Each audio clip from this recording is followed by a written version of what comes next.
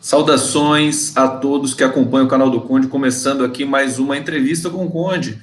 Hoje eu tenho o prazer de conversar com Rogério Anitablian. Deixa eu só fechar o retorno aqui. Eu sempre esqueço. O Rogério um ativista, ele está muito presente nas redes, fazendo suas lives aí.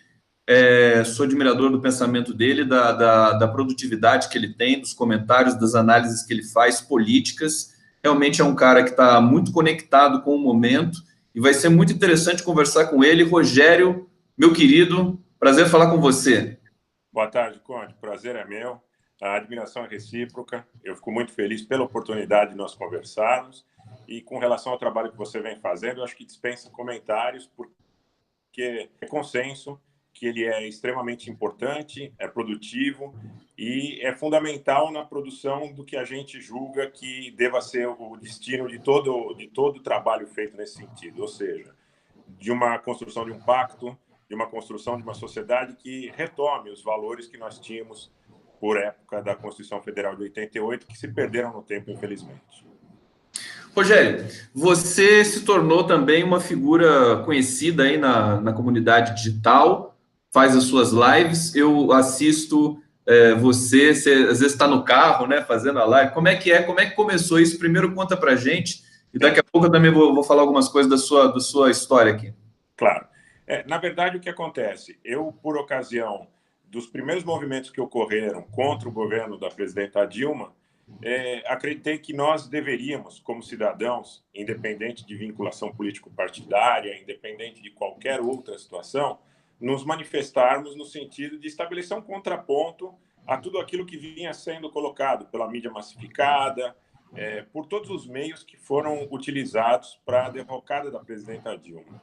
Para mim era muito evidente, por uma série de situações e experiências que eu já tinha vivido, né, pessoalmente, na própria iniciativa privada, que aquilo era algo absolutamente contrário a tudo que nós defendíamos como princípios.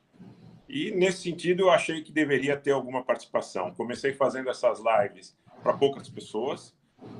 Num primeiro momento, eram poucas pessoas. Depois fui recebendo solicitações de amizade e construindo aí um modelo de comunicação que, de alguma forma, se mostrou exitoso na medida em que é uma interação, né? Nós colocamos o que nós temos, o que nós sabemos e recebemos também muitas informações, muitas perguntas. É muito enriquecedor. Você passou a atuar como um jornalista, praticamente, depois que as suas lives começaram a ganhar aí a cena, né? Você tem um horário certo para a live, Rogério? Eu vejo, como é que funciona para você isso? Não, na verdade eu não tenho um horário pré-estabelecido.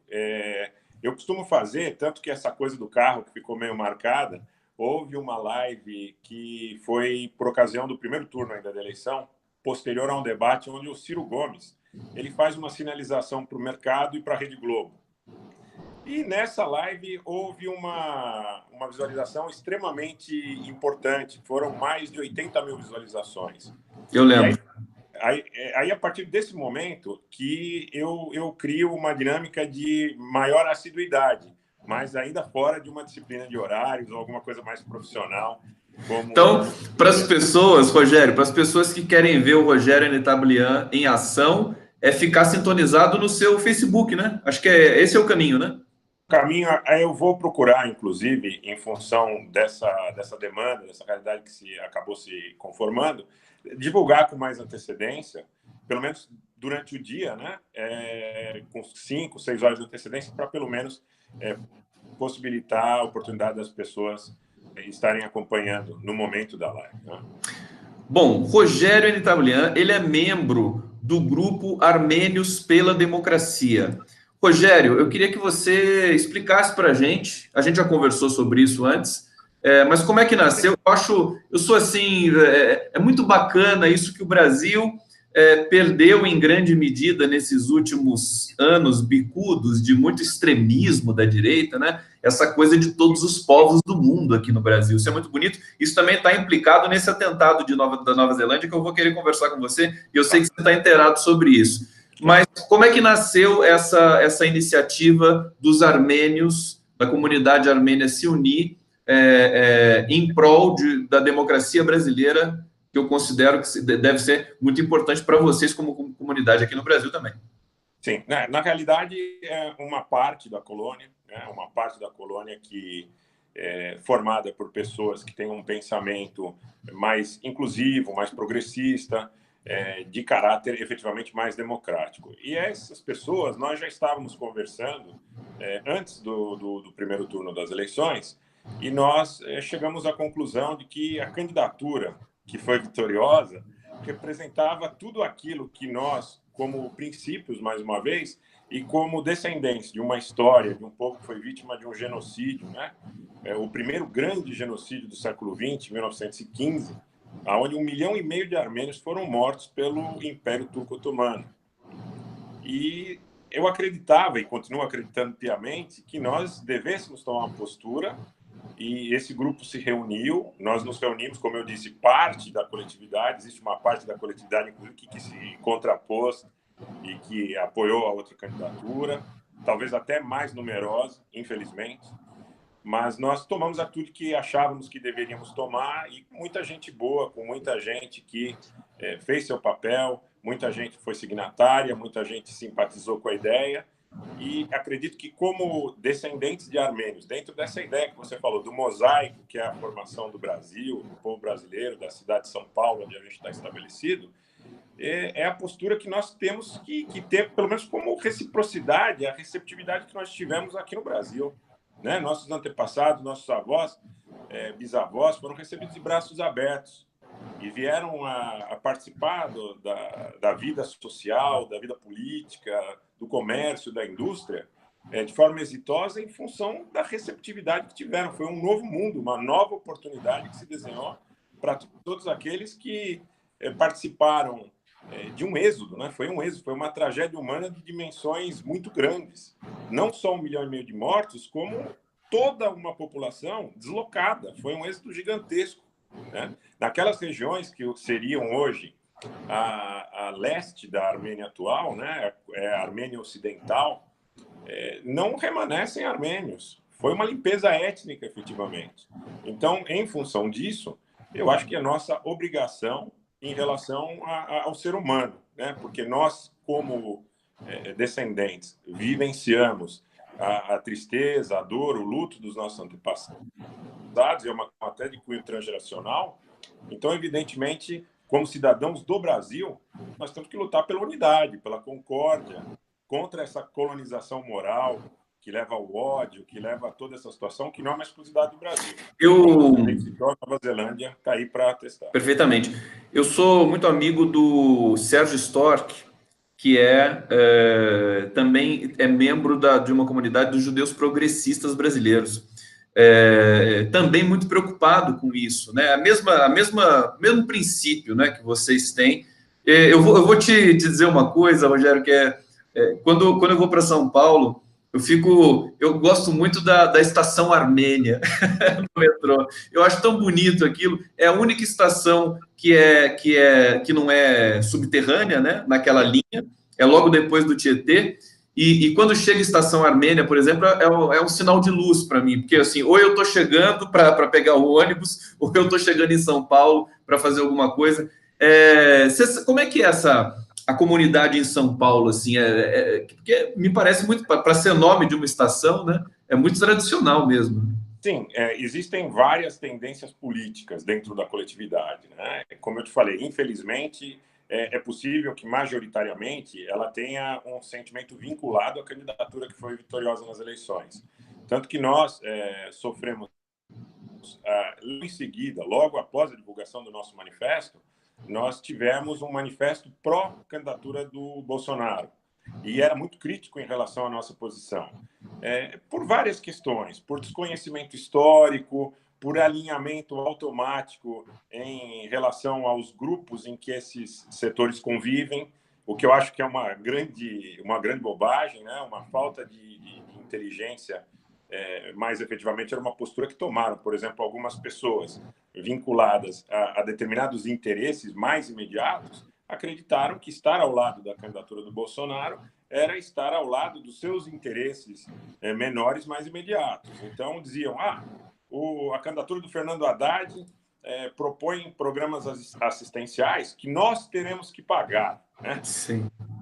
Dentro daquele espírito tacanho, que é um espírito mais imediatista. Mas eu acredito que até nisso, Conde, a gente tem que encontrar caminhos para dialogar. Porque se nós exacerbarmos essa disputa e essa discussão fora do seio da coletividade armênia, como sociedade, vai ser muito difícil a gente caminhar no rumo da concórdia, que é o que nós almejamos. Eu acho que essa questão que você explica aí da comunidade armênia não ser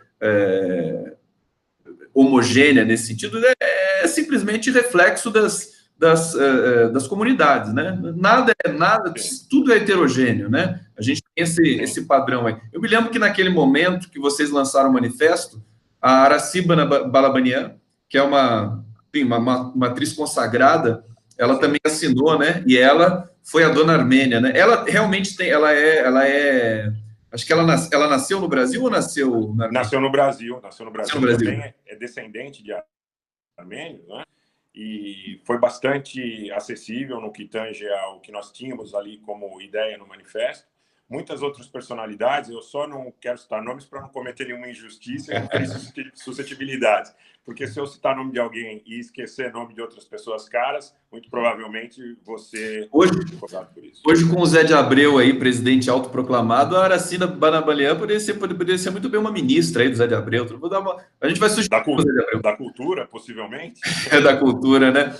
Rogério, aí eu só quero fazer uma última pergunta com relação a isso. Você acha que, porque o governo Bolsonaro, desde que começou esse princípio, foi uma das coisas mais tenebrosas que a história brasileira já teve a infelicidade de testemunhar. Sim. Muita gente saindo do barco, inclusive dos segmentos que são conservadores. Sim. Você acha que perdurou um pouco essa percepção aí da comunidade ainda com relação a essa escolha política?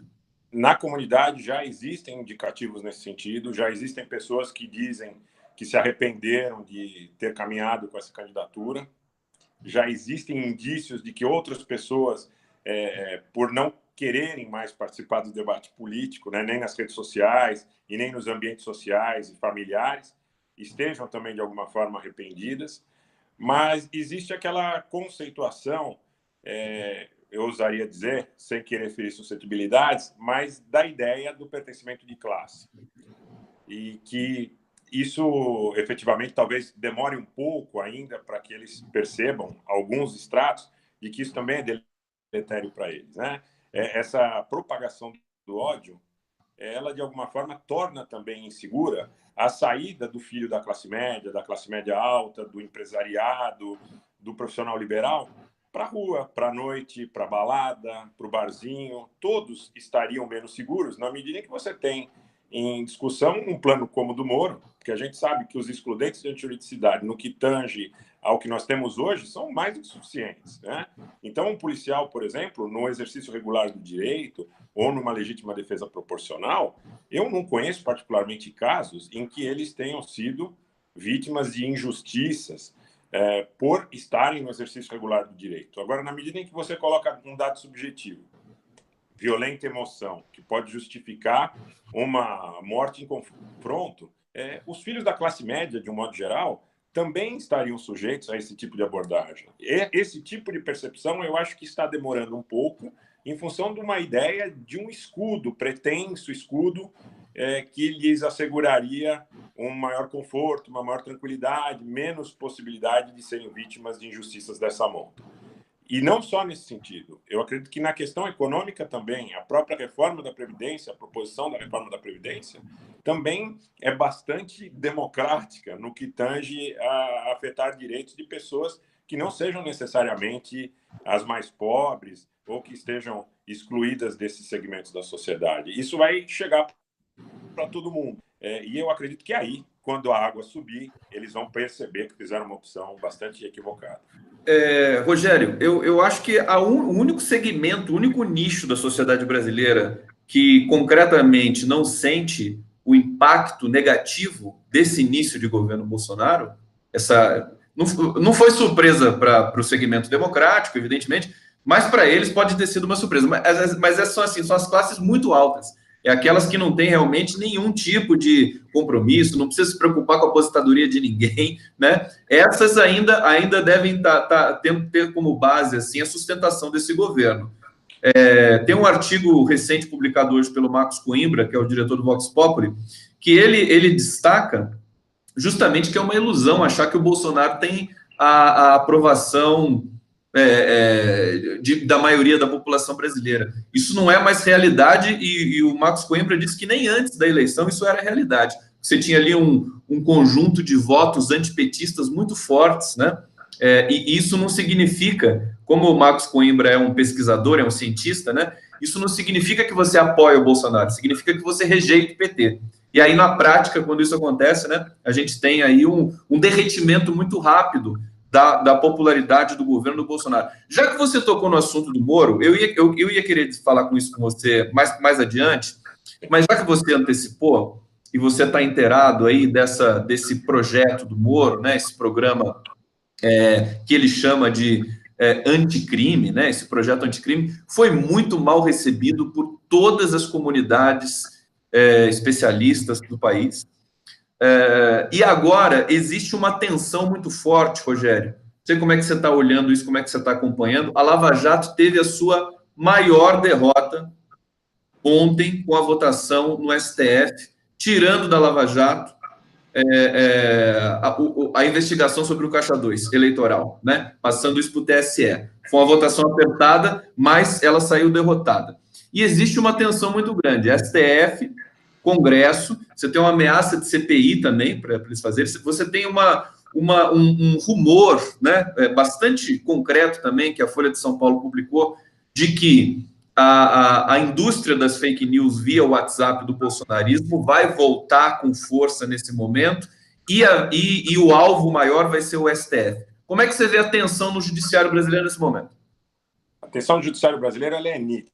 Ontem, o discurso que acredito que muitos que estão aqui nos acompanhando devam ter visto, do ministro Gilmar, quando ele se refere de forma bastante áspera à Fundação Lava Jato, eu acho que deixa absolutamente nítida essa tensão, inclusive por estratos do judiciário que são vinculados ao conservadorismo, historicamente. O ministro Gilmar não pode ser vinculado a um ideário necessariamente de caráter progressista, no que tange a sua formação ideológica.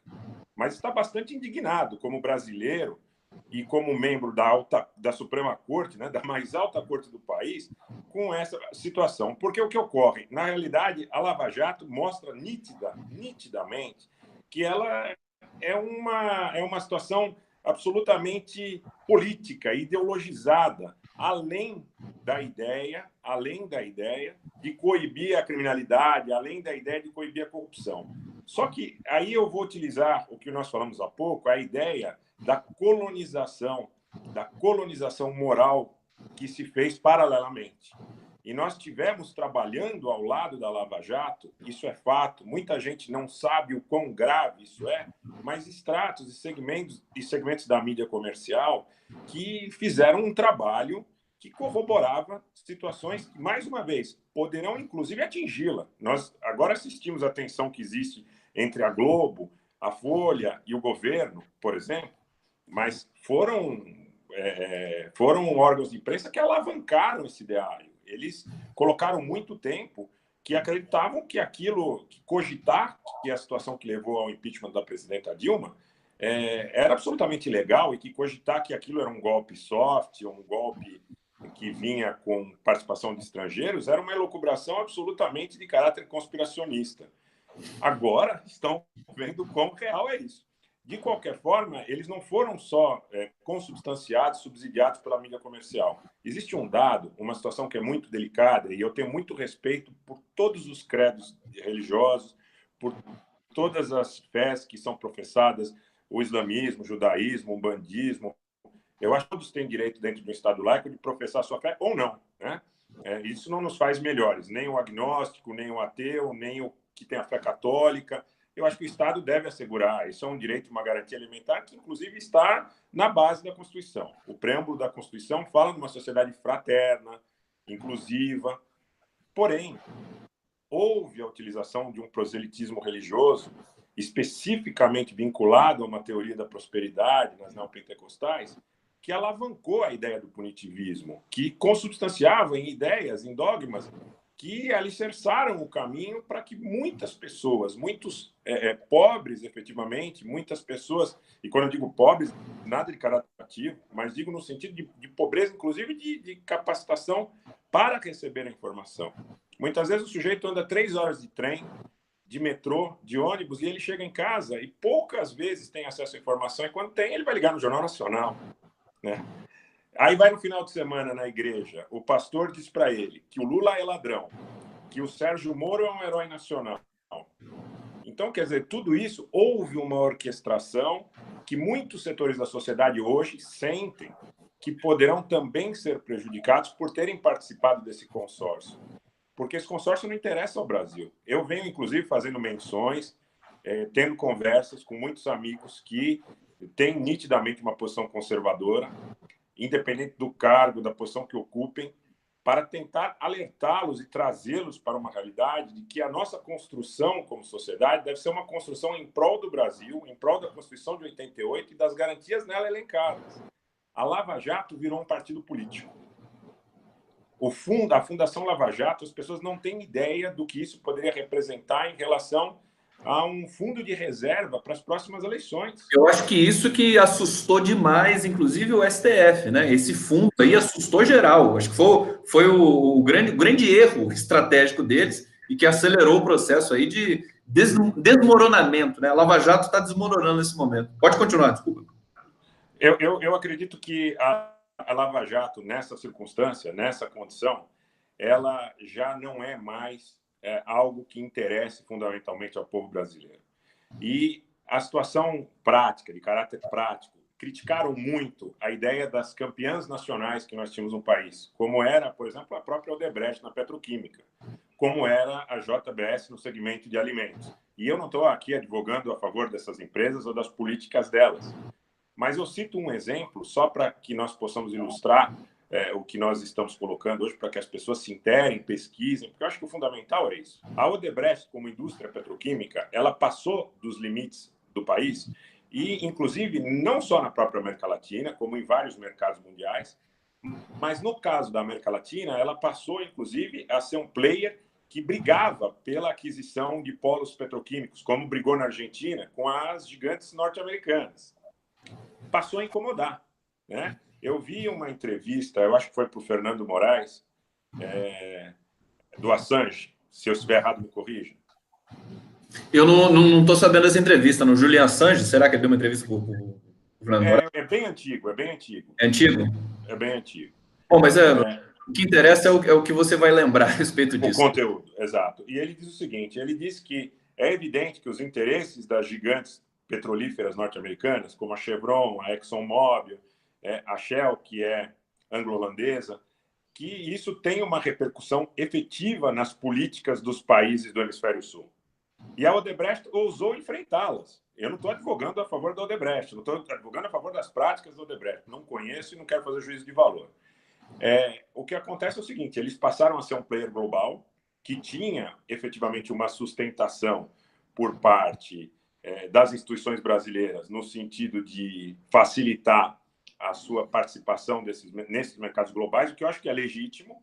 Nós temos que incentivar o quê? Não é a nossa indústria nacional, não é o conteúdo nacional, não é o emprego no país, não é a geração de riquezas e divisas que passem, de alguma forma, a fazer parte do nosso cabedal econômico, financeiro. Todos os países do mundo fazem isso, de forma legal, de forma democrática. E a Odebrecht ela foi buscar mercados fora do Brasil, incomodou as gigantes petrolíferas norte-americanas e europeias, e foi um dos primeiros alvos da Operação Lava Jato. A JBS também não ficou muito tempo incólume, incomodou muitas gigantes da indústria da carne americana e foi vítima de ataques. Eu acho que nós precisaríamos entender e verificar isso sob o ponto de vista de que, mesmo que houvessem irregularidades por parte dessas empresas, o importante era coibir as irregularidades, não destruir as empresas. Jogar a criança com a água do banho. Isso. Né? Então, eu vejo com muita reserva o escopo da Operação Lava Jato. e a superacionalização. Não que o Brasil não precise coibir a corrupção. Rogério, vocês estão. Deixa eu só falar com o meu público aqui, porque eu quero devidamente fazer as devidas honras, porque você é uma cabeça realmente muito privilegiada. Tua visão, estou aqui realmente, já sabia que era assim, né? Mas as pessoas, tem gente que está te conhecendo hoje aqui. Então, queridos, esse é o Rogério Anitablian, do Grupo Armênios pela Democracia, e vocês estão percebendo o que é um pensamento com soberania intelectual. Grande Rogério Anitablian. Eu quero ler um pouquinho aqui os comentários das pessoas que estão assistindo a gente. Tá, a audiência é muito boa aqui no canal do Conde. Peço para vocês se inscreverem no canal do Conde, para também acompanharem o Rogério Anitablian no Facebook, só procurar. Acho que não tem muita gente com esse sobrenome seu por aí, né? Não tem homônimos. Eu acho tão bonito o Anitablian, acho que é um sobrenome muito sonoro, né? Então, Maria Campos, esse nosso mosaico está no sangue de todos, não sei como podem ignorar isso. Rose Reuter, dizendo que o pai dela veio da Romênia. As pessoas também lembrando da ancestralidade, porque o Rogério evoca isso com o orgulho que ele tem da ancestralidade dele armênia, que é muito bonito realmente. Saragóis dizendo aqui, li sobre o genocídio armênio quando era criança, lendo uma revista que não era para a minha idade. Fiquei muito chocada sem acreditar que era real. Eu confesso para você, Rogério, que eu não tinha conhecimento e vou depois me inteirar melhor dessa questão do genocídio armênio, que realmente é uma das feridas, né, que nós temos de lembrar. Isso como é que é feito a lembrança disso? Como você tem a memória do Holocausto? Você tem uma memória, a população armênia tem essa memória ativa para que isso não se repita, como nas mesmas bases da questão judaica? Sim, existe uma data, a data de 24 de abril, que é uma data onde são lembrados os mártires de 1915.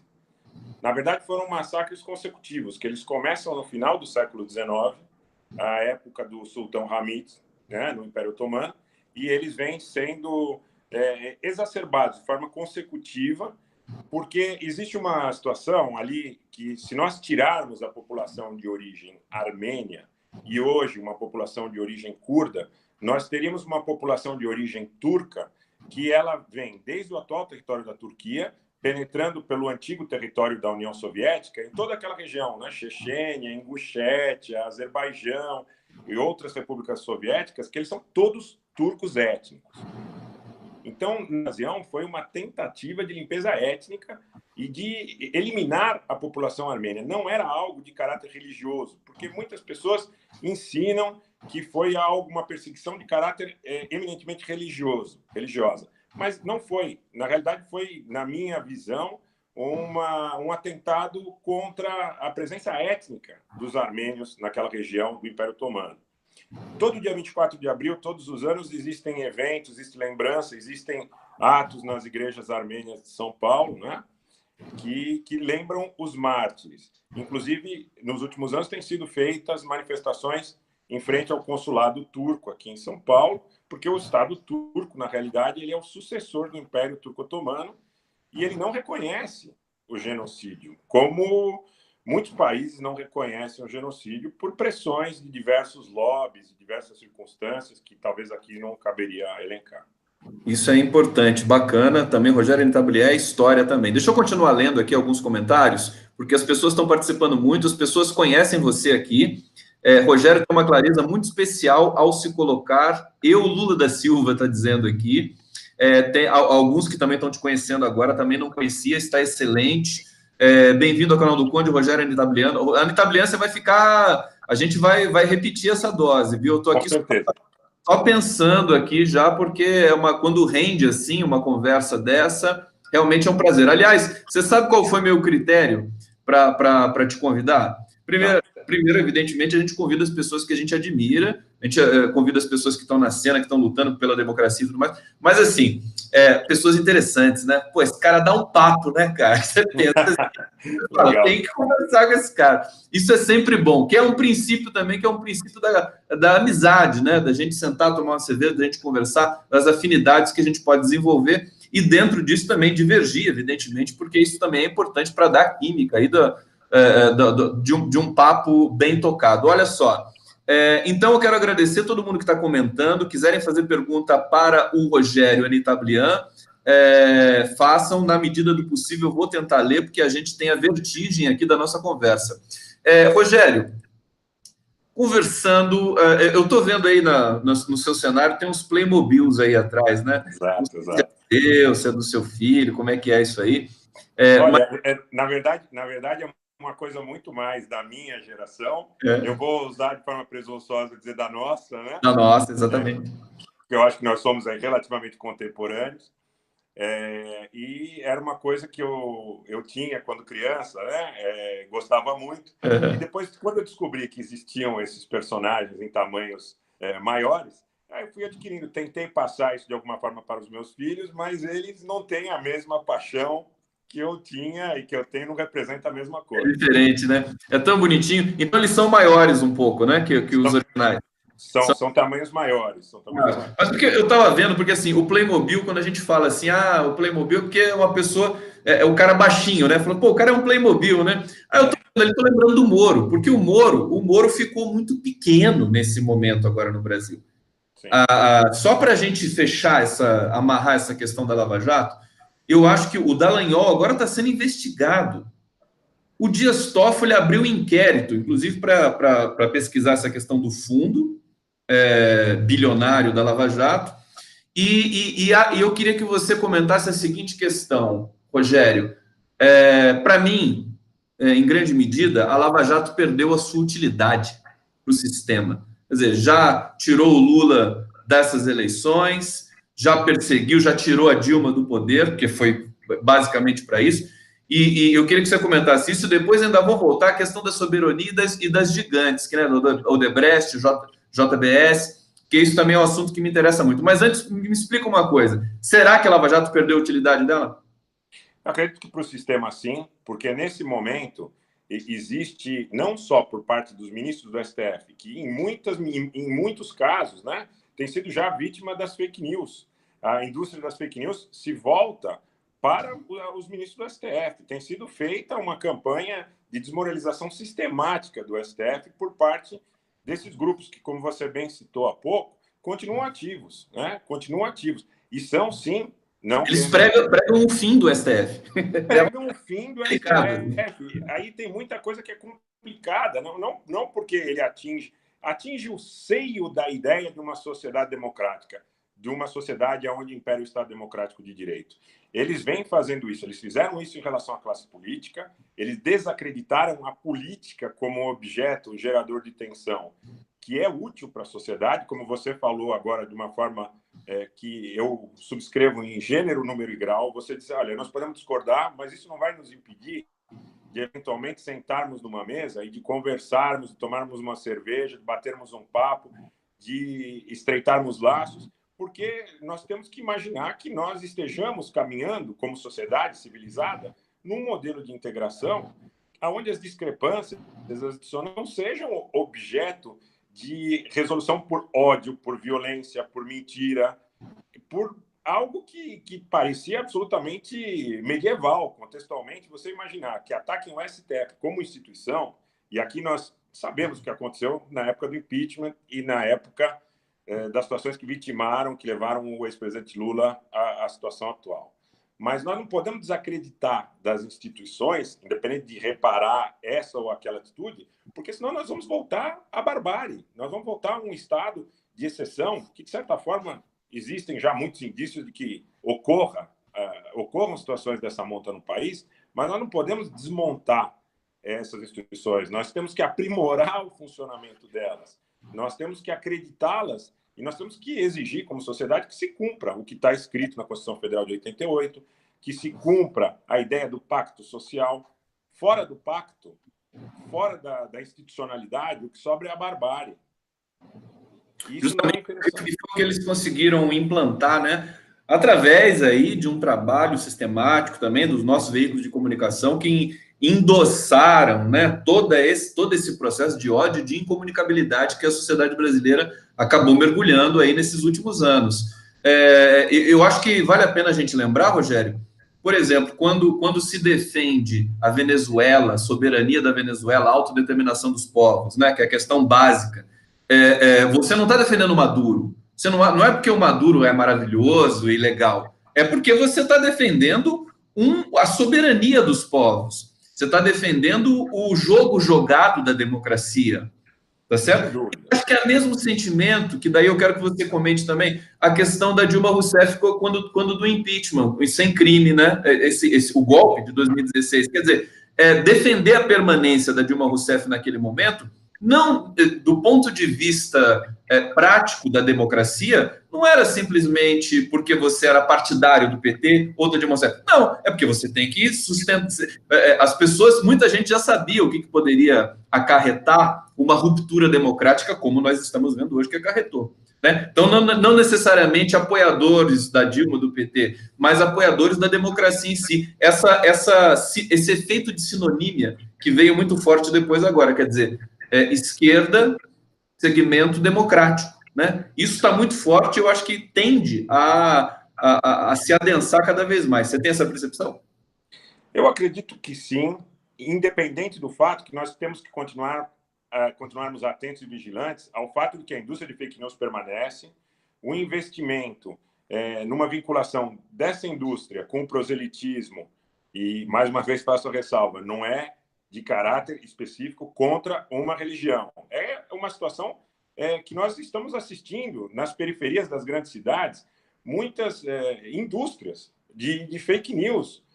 Agora, hoje, houve um caso específico que algumas pessoas, inclusive, se queixaram, me mandaram mensagens no Facebook ou por WhatsApp, aqueles que têm contato, que uma declaração do padre Fábio de Mello foi falsificada na medida em que trechos de uma declaração verdadeira foram incluídos nessa grosseira falsificação, falando sobre o ataque de Suzano e dizendo que não, que armar a população não era problema, que armar professores não era problema, que o problema todo era em relação à falta de condições culturais que o governo brasileiro, né, nacional e popular, mas que eles chamam de governo do PT, como se fosse um adjetivo pejorativo, né, proporcionou, quer dizer, a falta de educação do PT que levou esses jovens a cometerem esse ato, mas os professores têm que estar armados para defender a população. E dão essa declaração no WhatsApp, distribuem em grupos como se fora do padre Como Fábio. se fosse do padre. Exato. E tem muitos segmentos da sociedade que são sensíveis. A gente sabe, no interior do Brasil, né, aquelas pessoas mais idosas, aquelas pessoas que muitas vezes não têm cognição suficiente para entender e que tenham um apego ao dogma de um modo geral, elas dizem, olha, se é uma palavra do padre que está veiculada pelo WhatsApp, passa a ser crível automaticamente. Então, a gente tem que enfrentar essa indústria de fake news. Eu acho que é um momento para o STF, inclusive, tomar uma atitude radical. Agora, finalmente, eles entraram nisso, né? Quer dizer, depois de muito tempo, viram que estava a água batendo ali no traseiro deles, eles agora partiram para cima, porque ficaram acuados também. Né? Exato. E essa indústria ela continua operando em grande medida por intermédio do proselitismo, e buscando o mesmo apelo que, de alguma forma, foi exitoso nas eleições. Quer dizer, independente de eles não terem tido uma maioria absoluta em relação ao eleitorado total, eles tiveram êxito em relação ao resultado final da eleição. E eles tiveram êxito, certamente, em função da desinformação. Tem uma passagem no livro do G7 Souza, da Classe Média no Espelho, que ele diz que é impossível que nós mantenhamos um regime onde pouquíssimos tenham privilégios em detrimento de muitíssimos, onde nós não usemos da mentira e do engano. E é isso que acontece. Então, em termos práticos, efetivamente, o que você coloca é mais do que real e válido. A esquerda, o campo democrático, o campo nacional, é o responsável, é o guardião da democracia nesse momento. Mas nós continuamos tendo o contraponto das fake news, nós continuamos tendo o contraponto. Conde, eu não sei se você viu essa imagem, mas me deixou bastante chocado. Eu vi uma imagem onde um dos presos no condomínio do Bolsonaro, o Rony Lessa, não é isso? Isso. Ele vestia uma camisa, numa montagem grosseira, vestia uma camisa Lula livre. E foi distribuído em grupo de WhatsApp. Em grupo de WhatsApp. Eles voltaram à carga, que é aquele mesmo sistema. E aí, Rogério, permita-me fazer um comentário, que é o seguinte. Eles têm um sistema de produção, porque fake news é uma coisa. Você falar fake news assim, mas existem várias famílias de fake news, vários graus, né? E esse tipo de fake news que é feito pelo bolsonarismo, realmente ele é profissional. Eles têm deve ser uma equipe muito, enfim, qualificada no bom sentido, mas operando para o mal, para usar é como se fosse uma publicidade, né? Publicidade. É um pouco o princípio da publicidade, porque o cara coloca a camisa do Lula livre nesse assassino da Marielle, suposto assassino da Marielle, que mora no condomínio do Bolsonaro, quer dizer, deturpa tudo. Eles deturpam tudo que for possível, justamente para repelir a acusação que vai recair fatalmente sobre eles, do ponto de vista da factualidade, né? Exato. E você veja, por exemplo, em relação à reforma da Previdência, o que enseja esse tipo de entendimento de uma forma absolutamente clara. Em relação à reforma da Previdência, esses grupos veiculam que querem tirar direitos dos brasileiros, mas o presidente Bolsonaro não permitirá. Quando quem propõe a medida para tirar o direito do brasileiro, para tornar o BPC objeto de redução de um salário mínimo para R$400, é o Bolsonaro, é quem o alavancou, quem o levou à presidência, na medida em que existia um consenso da mídia comercial, da elite oligopolista e, muito provavelmente, desses grupos internacionais por trás da produção de toda essa fake news profissional, que certamente, quando estudou psicologia cognitiva, me fala o que você quer ouvir, como você precisa, porque eu vou fazer isso chegar a você de uma maneira que lhe pareça real e pareça atender sua expectativa. Eu acho que aconteceu isso, e agora, nesse momento em que eles têm um interesse em primordial, me parece que isso também é consenso. Todos eles têm dissensos, eles têm dissonância em algumas áreas, mas a questão da reforma da Previdência parece que os une. Rede Globo, Folha, grandes bancos, petrolíferas e todos os setores oligopolizados da sociedade brasileira. Nesse momento, eles vão para a indústria de fake news e dizem para o pobre, porque eles vão ter que fazer provavelmente algumas concessões em relação à reforma da maneira que foi proposta. Então, as concessões que forem feitas, como se eventualmente fossem obra de um trabalho do presidente Bolsonaro para defender o povo. Claro, vão fazer isso nas campanhas. Já está chegando para o pessoal o seguinte: olha, os políticos, né, em abstrato, querem tirar direitos da população brasileira, mas o presidente Bolsonaro não permitirá.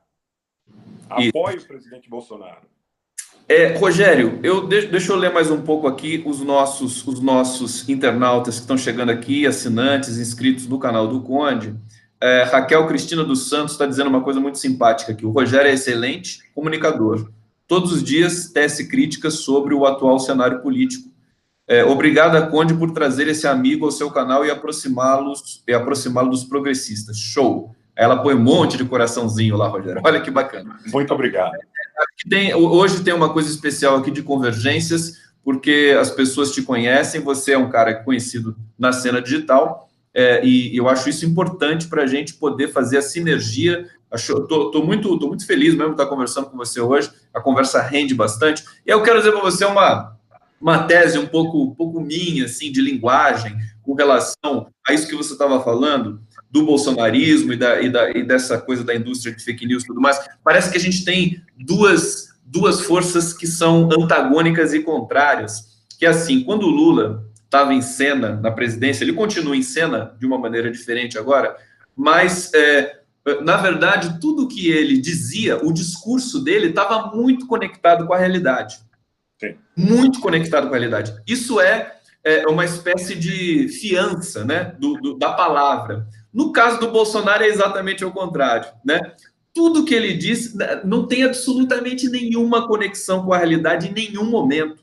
São forças contrárias. E eu acho que é por isso que elas, de uma certa maneira, acabaram se projetando nesse momento dramático do país, né? Você ter um segmento Porque quando o Lula e o PT produziam esse tipo de conexão do discurso com a realidade, também abre flancos para serem criticados, porque é a realidade.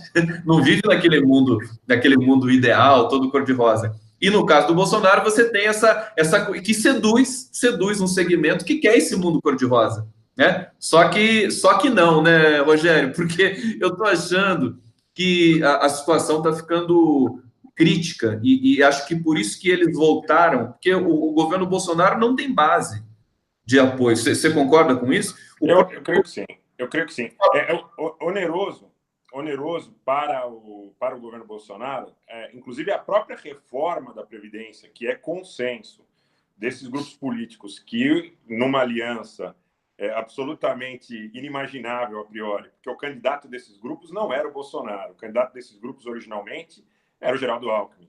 Sim. Flertaram com a candidatura do Ciro Gomes, mas como o Ciro Gomes tentou, né, se insinuar, né? Com bastante... Ciro Gomes tentou namorar com esses segmentos, mas foi solenemente ignorado, né? E não encontrou repercussão, inclusive de caráter político, para continuar o cacife dele, né? Não era autossuficiente. E o Ciro Gomes, como segunda opção, também não emplacou.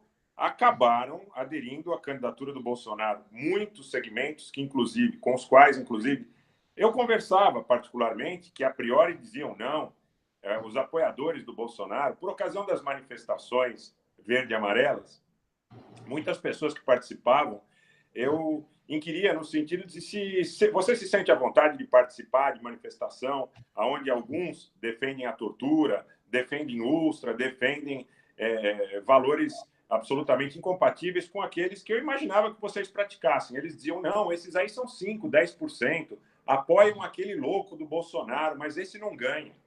Era praticamente universal esse conceito. No final, quando eles se depararam com a possibilidade de resgate do governo nacional e popular e com a possibilidade de que esse governo de inclusão, que esse governo de concórdia voltasse, eles acabaram se aliando e se alinhando com o que existe de pior em relação ao exercício da política no país. Então, eles tiveram que colocar a mão na sujeira, né?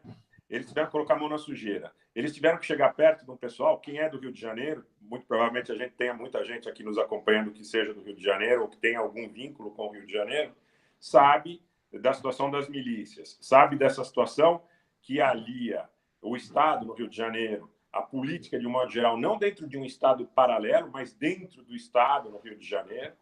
E eles sabiam e conheciam os vínculos desse pessoal com isso que agora estão convencionando chamar de milícias ou de milicianos, mas que, na verdade, é mais do que milícia ou miliciano. É um grande mix que envolve a contravenção, que envolve o tráfico de drogas, que envolve o tráfico de armas, o tráfico de influência. Acabou virando uma confluência, curva de rio. A curva de rio cinematográfica. Cinematográfico. Tudo que não presta está lá. E muitos segmentos da classe média e da própria elite brasileira sabiam dessa situação. Mas eles preferiram se aliar a isso do que encarar a volta de um governo democrático. Ô, Rogério, deixa eu te perguntar uma coisa. Você falou curva de rio, acho que é uma definição perfeita para o governo Bolsonaro, né? Governo curva de rio, dá um artigo isso. Acho que vai acabar escrevendo. Curva de rio, isso é coisa de interiorano, hein, cara? Você é nascido em São Paulo? Fala pra gente. Não, eu sou nascido em São Paulo, capital mesmo. Mas eu tive oportunidades de conviver com os mais diversos segmentos da sociedade, pessoas oriundas de todos os campos, de todos os lugares. Eu acho que isso, de alguma forma, me deu um cabedal, mais do que teórico, de interpretação da realidade em função de vivências. Então, eu digo que quando eu comecei a falar, por ocasião do assédio que havia ao governo da Dilma, eram sentimentos absolutamente desinteressados, sob ponto de vista de uma ambição, de uma carreira política ou algo que o vale, apesar que eu não acho demeritório, eu acho bacana quem tem essa disponibilidade. Eu não diria para você... Não pode criminalizar a política, né? É isso que fez o Brasil mergulhar nessa situação tão dramática.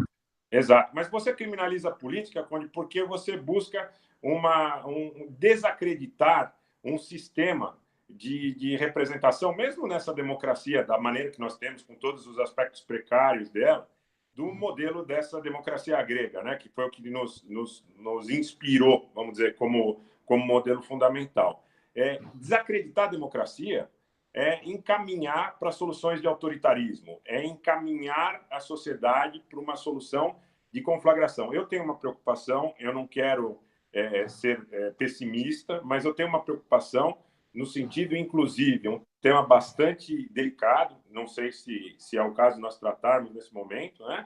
Mas um tema bastante delicado, que foi essa apreensão de uma quantidade enorme de fuzis no Rio de Janeiro, numa situação muito mal explicada de onde seriam oriundos, com que escopo estariam lá. Então, eu tenho muito receio de que essas soluções autoritárias possam propor para a sociedade brasileira princípios de conflagração fratricida, coisas do gênero, que são coisas das quais nós devemos nos afastar de imediato, de plano, né, de forma peremptória. Não interessa para a sociedade brasileira conflagração e confronto.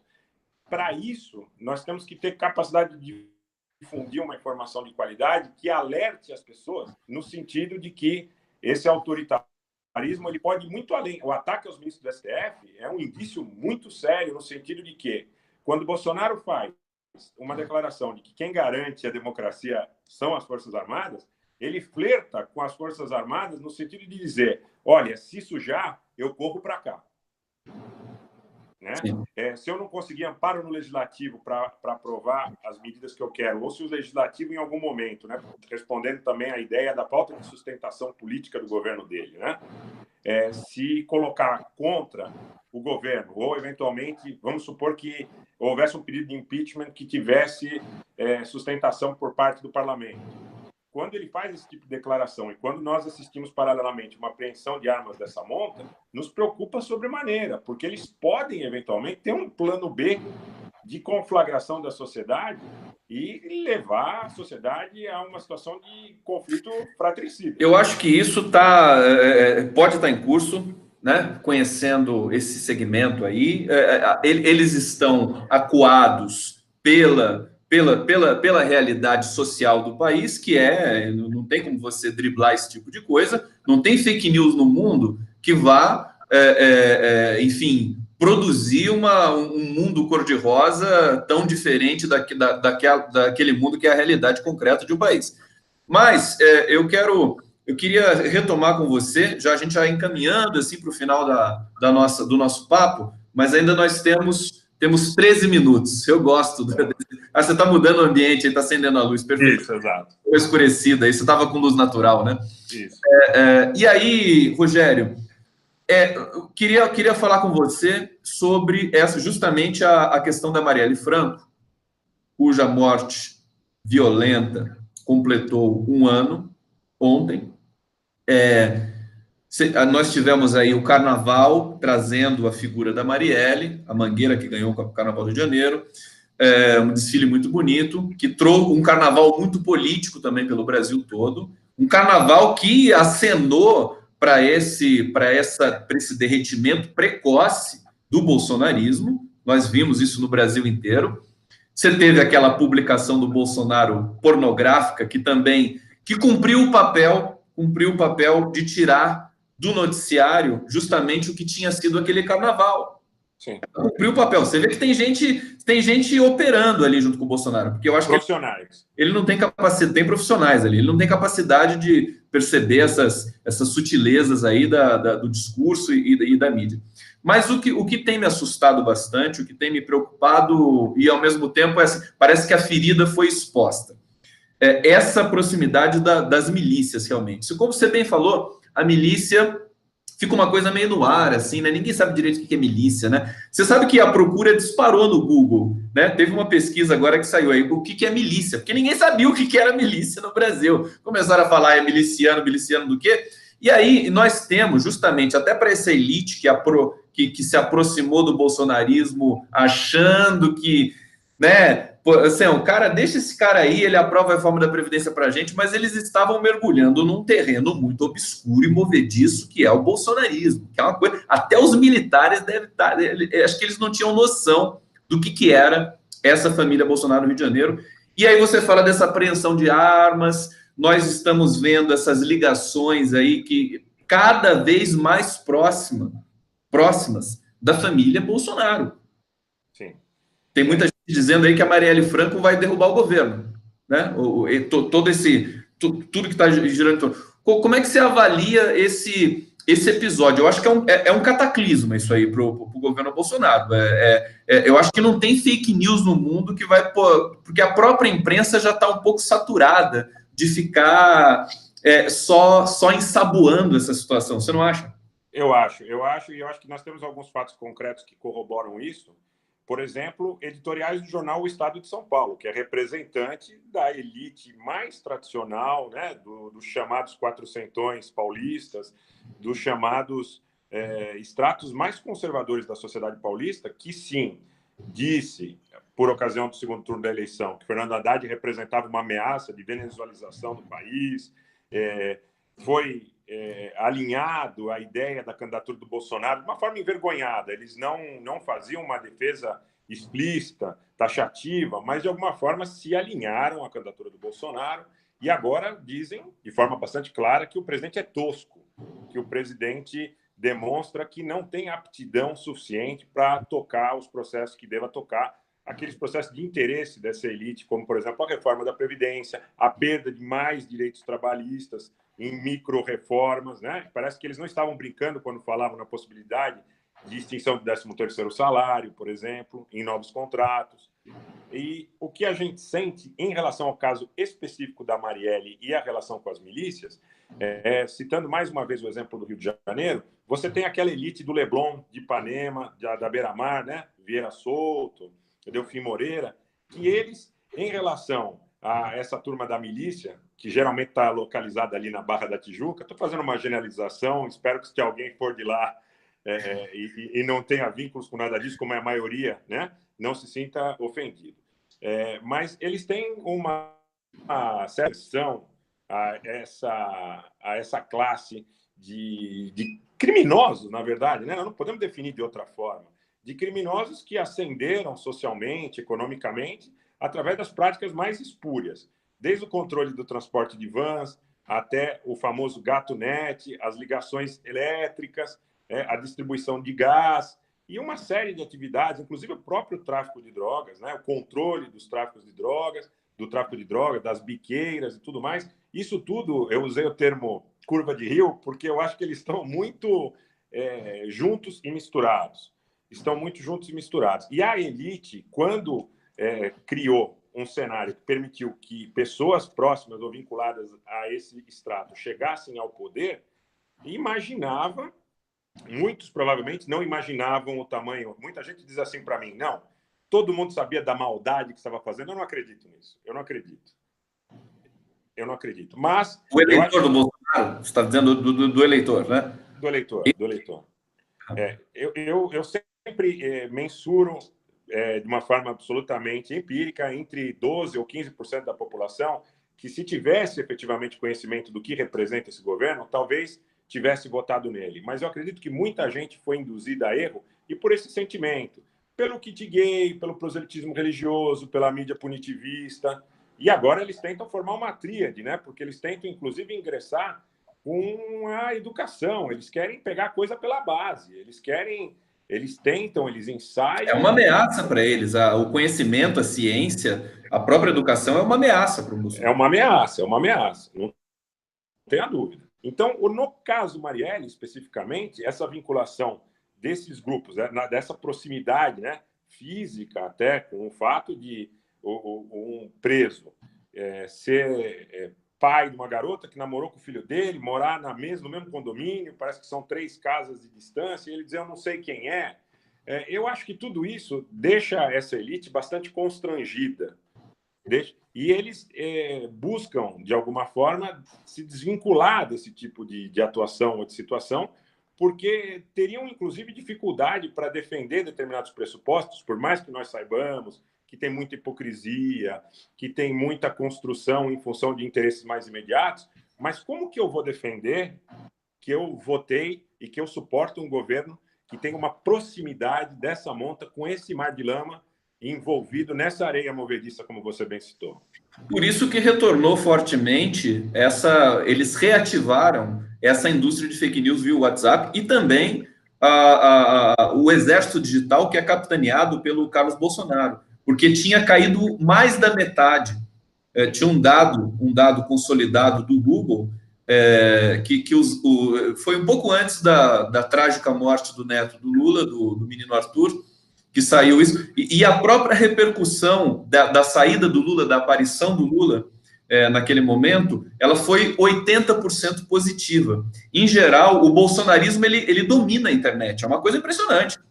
Ser bolsonarista é muito fácil. A gente fica aqui nessa luta, tentando defender a democracia, é uma luta imensa, né? Não é fácil. Agora, se o cara começa a falar merda com o bolsonarismo aí numa live qualquer, o cara vai, bomba, 80 mil, 500 mil visualizações, tudo mais. Por quê? Porque eles estão estruturados como soldados ali dentro da cena digital. Isso é uma coisa muito séria.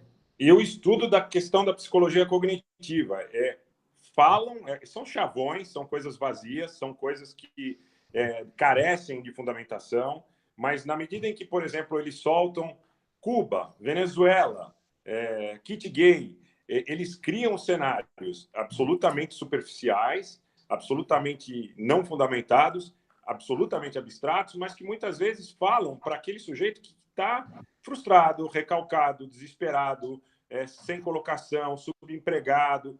E o sujeito ouve aquilo e acredita que realmente aquilo seja, de alguma forma, responsável pela situação que ele vivencia. Eu vi muita gente, quando você deve ter visto também, tanto quanto eu, dizendo que o PT estava há 16 anos no governo. Sim, contabilizar o Temer como se fosse do PT, né? Como se fosse do PT. Então, nós precisamos renovar. Eles mostraram uma face antissistema. Na realidade, eles não eram antissistema, eles eram subsistema. O baixo clero do sistema, que veio, que emergiu, que saiu de lá de baixo e emergiu.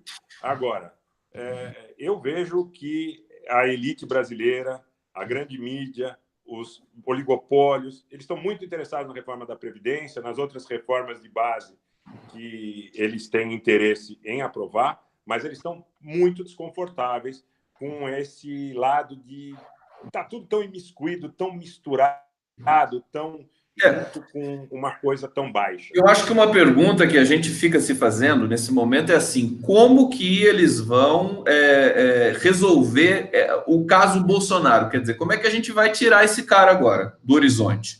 Né? Porque ele causa uma instabilidade profunda, inclusive até para o segmento que a gente sabe que dentro ali do governo tá conflagrado, tá tudo conflagrado ali dentro. Eles brigam por espaços políticos, eles não estão acostumados com isso, não tem vocação para o exercício do poder, para o exercício do governo. Quer dizer, o Brasil é muito complexo, exige muito para você produzir políticas públicas, não é a deles, e aí você começa a espanar, né? Começa a ter uma fadiga de material muito precoce. Rogério Anitablian, maratona aqui com você. Quero encerrar mencionando para mim foi um tema muito importante, foi a notícia mais importante de hoje, que é global, né? Que é o atentado na Nova Zelândia, porque eu acho que ele marca também uma inflexão histórica muito, muito forte. Qual seja, a gente sempre, os ocidentais, os americanos, evidentemente, sobretudo, sempre taxaram os árabes de terroristas. É uma coisa assim que eu até uso o meu gorro islâmico, porque eu sou admirador da cultura islâmica. Eu não sou do Islã, não sou muçulmano, mas eu admiro demais. Inclusive, o próprio Ocidente deve a maioria das suas bases culturais aos árabes, né? A gente sabe disso em função das traduções, inclusive da própria cultura grega. Mas hoje nós tivemos o inverso, quer dizer, a extrema-direita se tornou a terrorista. Está extremamente associado a isso agora. E eles praticaram esse atentado justamente contra os árabes, contra a cultura árabe, contra os muçulmanos. Foi uma coisa que foi transmitida pelo Facebook. Isso aí acho que é muito, muito assunto para para recobrir em 5 minutos que nós temos. A gente faz isso em outro momento, mas eu queria que você comentasse com a sua verve, com a sua inteligência, com a sua clareza de pensamento, o que você entendeu, o que você achou dessa tragédia, desse atentado na Nova Zelândia. Como você, na verdade, hoje consegue mobilizar o ódio? Você consegue mobilizar o ódio partindo de um pressuposto de adjetivação. O que aconteceu, muito provavelmente, a partir de 2001, isso tentando analisar um pouco da seara no macro da política internacional, quando houve a invasão do Afeganistão, a posterior invasão do Iraque, a questão na Líbia, em 2011, que depuseram Muammar Gaddafi, depois de cortejá-lo. Cortejavam Muammar Gaddafi, Tony Blair, Sarkozy, Berlusconi, né? A direita europeia, de um modo geral, o cortejava. Eles tinham pactuado um desarmamento da Líbia e depois Muammar Gaddafi acabou assassinado naquela situação dantesca, horrorosa, que foi, inclusive, veiculada em muitos segmentos da mídia. O que eu entendo do que acontece hoje na Nova Zelândia é produto dessa adjetivação, porque na medida em que você colocou muito bem da sua admiração pela cultura islâmica, eu, como descendente de armênios, não árabe, sou minha família é cristã, mas admiro também a cultura islâmica na medida em que, como você disse, eles nos trouxeram muito em relação à própria álgebra, enfim, muita coisa, né? Se nós ficarmos aqui falando sobre, criaram muitas das bases, das premissas da sociedade que nós temos hoje. E essa cultura, ela é uma cultura tolerante, Conde. Ela é uma cultura tolerante. Meus avós, quando saíram das regiões onde estavam no Império Turco-Otomano, eles se dirigiram, como a maioria dos armênios, para a cidade de Alepo, na Síria, né? E lá, onde os muçulmanos eram a maioria, eles foram muitíssimo bem recebidos. Então, não havia nenhum conflito de caráter religioso. Não havia nenhum conflito que opusesse os cristãos aos muçulmanos.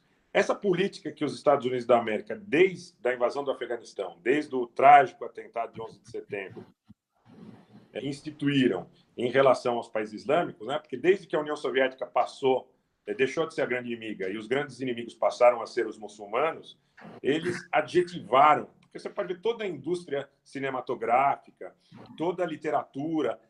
Eu já vi em aeroportos aí mundo afora crianças com medo de pessoas com vestimentas características islâmicas. Dizer, não, mamãe, passou a ser semiótico, né? É uma coisa semiótico. É um assalto ao imaginário. Eu acho que é mais que um assalto, é um estupro ao imaginário, porque na medida em que você cria e fomenta a ideia de que generalizando, de que aquela religião, de que aquela etnia seja malévola, sejam terroristas, ou adjetivando de um modo geral, você cria espaço para a indústria do ódio, como foi esse atentado horroroso de hoje, horroroso, nas munições que foram, pelo menos do que foi divulgado. Eu sempre tenho uma certa reserva em relação ao que é divulgado no primeiro momento pela mídia massificada, mas havia menções a batalhas históricas onde os cristãos haviam derrotado os muçulmanos. Em 1683, se não me falha a memória, em Viena, quando os sérvios derrotaram os muçulmanos, e havia menções, inclusive, a batalhas no Império Turco-Otomano, entre armênios e turco-otomanos. Tudo isso, para mim, é reflexo de uma indústria de ódio que tem sua base na adjetivação. Na medida em que eu digo petralha, na medida em que eu digo islâmico, na medida em que eu digo Venezuela, que eu digo Cuba e vinculo a uma imagem deletéria, eu crio no imaginário social uma ideia de que tudo aquilo possa, sim, de uma forma legítima, para as mentes mais vulneráveis, menos tolerantes, que possam ser objeto de violência. Se eu descredencio, eu digo, não, é bandido, como muitos programas de sensacionalismo midiático faz. Eu digo, é vagabundo, né? Então, o que eu posso fazer como vagabundo? Eu desumanizo. Eu desumanizei o islâmico que foi vítima dessa chacina horrorosa de hoje, foi desumanizado por anos e anos, colocando-os na condição de sub-raça, de subespécie. Olha, muçulmanos, terroristas, de antemão. E nós sabemos que no seio de todas as coletividades existem os bons e os maus. Isso é elementar, é primordial. Inclusive, você está colocando uma coisa, Rogério, que é assim, você está fazendo uma análise linguística, né? Discursiva, né? Porque é a origem de toda violência, de toda ação da sociedade, primeiro passa pela linguagem. Claro que você tem a via de mão dupla das ações, que também são significativas e tudo mais, mas a linguagem é muito poderosa, tanto que eles não associam a palavra terrorista aos extremistas da direita. Isso ainda não está sendo feito. Eu acho que vai começar a ser feito. Eu já estou fazendo. Sinceramente, eu acho que eu tenho de fazer isso, porque nós temos de combater dentro do embate linguístico realmente discursivo do sentido, para você poder justamente entrar nessas mentes. Você sabe que eu tenho uma teoria, uma tese, que o Lula sabia fazer muito bem isso. Ele sabia furar esses conceitos que vinham consolidados do poder das instituições. Por isso ele é tão perigoso e por isso ele está onde ele está nesse momento. O Lula, eu queria dar uma palavra, se for possível, se ainda houver tempo, em relação a essa questão do Lula. O Lula, ele hoje, necessariamente, tanto é que as condições que lhe foram franqueadas para que ele pudesse comparecer ao velório do Arthur demonstram claramente que o Lula, ele não é um preso, não é apenas um preso político. Ele está, hoje, ele é um degredado dentro do próprio país. Ele é um preso que muito provavelmente está custodiado por interesses que são além dos interesses nacionais, está proibido de se manifestar, ele não pode dar uma entrevista, ele não pode aparecer publicamente, ele não pode acenar para as pessoas, pelo que representa a figura dele. Então, em muitos momentos, cogita-se, pelo menos pelo que nós lemos aí na grande mídia, de que pudessem oferecer-lhe um acordo para que ele aceitasse uma prisão domiciliar, com a condição de que ele não se manifestasse e não aparecesse publicamente. Então, ele não está sendo sancionado por nenhum crime. Ele está sendo banido em função do perigo que representa a presença física dele, a empatia que ele tem com a população, o amor que ele tem para com os semelhantes e que os semelhantes automaticamente têm com ele. O caso do Lula é enigmático. Eu vejo a prisão do Lula como o mais grave episódio da história republicana do Brasil e talvez até da própria história do Brasil desde seu dito descobrimento. O Lula é um mártir do Brasil. O Lula é um mártir do Brasil. O que estão fazendo com ele certamente gerará um dano estrutural. Eu não estou dizendo que isso levará a nenhum tipo de conflagração, espero que não, mas gerará um dano estrutural que atinge a base ética e moral da sociedade brasileira. Não se faz o que estão fazendo com o Lula, com a quantidade de mentiras que contaram para aprisioná-lo. E ele não foi preso, ele foi aprisionado. Porque se você assistir a entrevista que ele deu, você deve ter assistido, para o Frei Beto, no sindicato, no dia 6, ele disse que esperava, na próxima semana, estar num evento que o Frei Beto promoveria. Então, ele não foi preso. Eu acho que a base fundamental que nós devemos colocar para a sociedade e reforçar é essa. Ele foi aprisionado. Rogério, Anny Tablian, felicidade imensa falar com você. Realmente estou muito... A gente aprende muito. Você tem uma dicção que é poderosa. Te agradeço muito por conceder essa entrevista. Vamos repetir isso. Espero que até com frequência. Depois a gente combina isso direitinho. E até a próxima. E te agradeço muito. E agora vamos esperar a sua live aí. Quando é que você vai fazer uma live para a gente? Amanhã eu farei com certeza. Já, viu? Daqui a pouco eu entro aqui na tela. Boa, não, amanhã eu vou te acompanhar e amanhã, com certeza, eu farei e procurarei divulgar um pouco antes para que a gente tenha a possibilidade de mais pessoas acompanharem. Conde, eu queria te agradecer a sua sempre gentil disponibilidade, desde o primeiro momento, quando eu torno aqui público que solicitei a divulgação desse manifesto dos Armênios pela Democracia, você foi extremamente solícito, extremamente gentil, pelo que eu acompanho, e acompanho muito as suas lives também. É evidente que a sociedade brasileira precisa de mais pessoas capacitadas como você, não só no sentido intelectual, que é nítido, é franco, é notório, mas no sentido de um negócio que eu gosto e aprecio demais de você, da coragem que você tem de falar sobre os afetos, que é o fundamento do que nós temos que ter para construir uma sociedade para os nossos filhos, para os nossos netos, para os nossos sucessores, e quem sabe, se nós tivermos sorte, ainda para nós também, no Brasil. Um grande abraço. Obrigado, Rogério. Obrigado a todos que acompanharam aqui essa entrevista com o Rogério Anny Tablian. e até a próxima. Um grande abraço, um grande beijo. Daqui a pouco tem live. Valeu, Rogério. Abraço.